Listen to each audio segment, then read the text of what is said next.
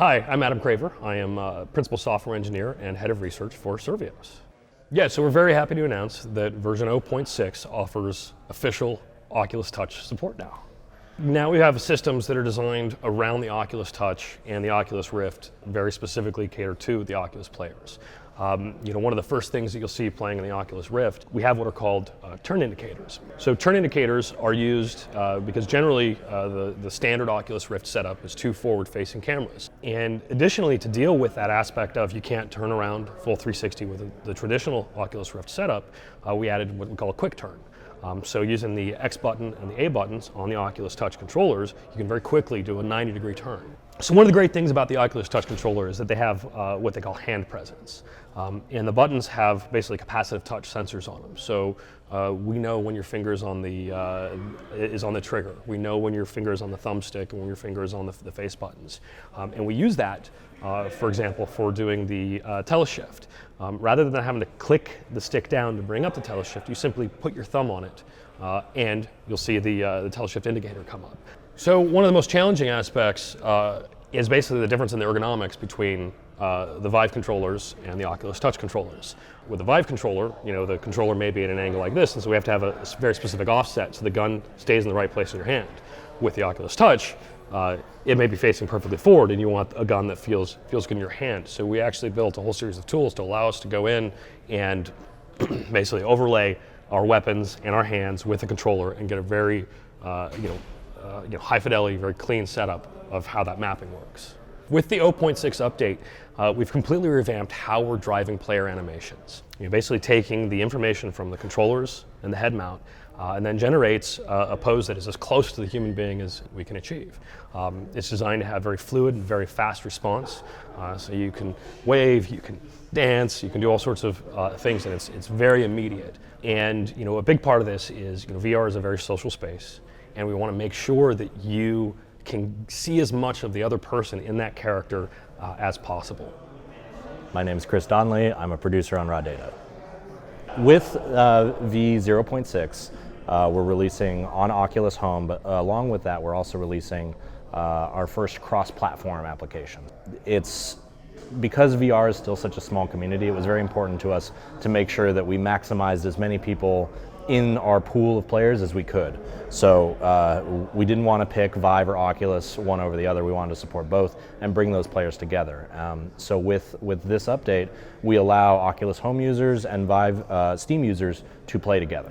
So we're introducing Mission 8, Cataclysm, which is another mission in the data chamber you might remember from Nuke Fusion.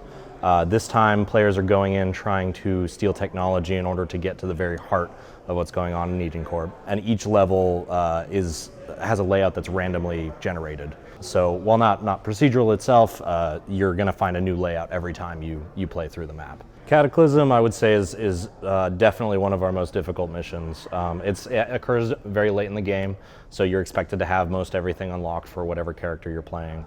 And it does not let up. Every phase you're having to battle robots while also trying to hunt down these generators, which are infuriating in how they open sometimes. Oftentimes it's about managing the robots that are attacking back at your data core while you're spending time hunting around, hoping to find the generator before they overwhelm your defenses back on the elevator.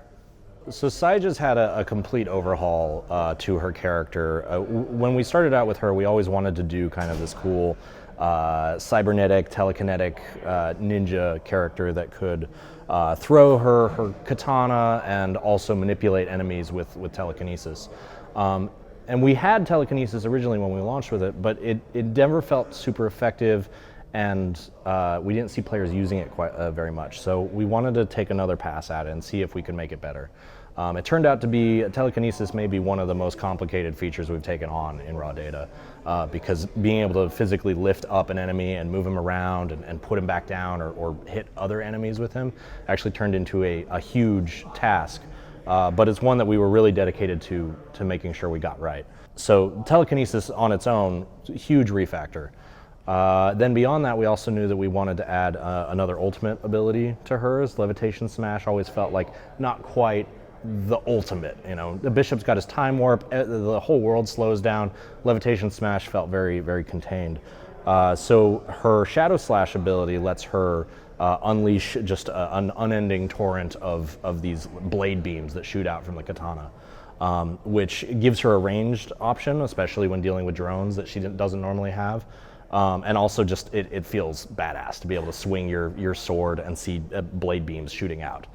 And then beyond that, we also wanted to spend a little bit more time working on the two-handed Saija player, being able to grab the flash blade with two hands, raise it over your head, and just like a traditional samurai, just swing once and kill whatever you're swinging at.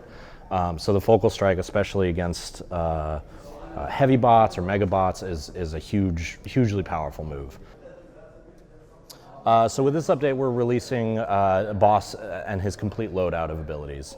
Not only does he include the old abilities like the grenade launcher, which has been improved now so that you can actually manually trigger the explosion of the grenade, but we had a lot of player feedback about his robotic arms and how it felt like that someone should be able to do something there.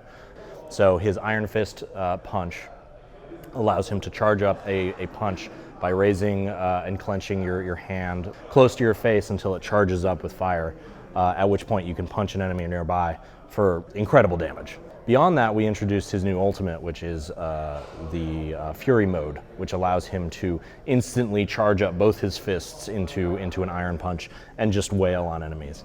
I think at this point, we're definitely pretty happy with where the character's at.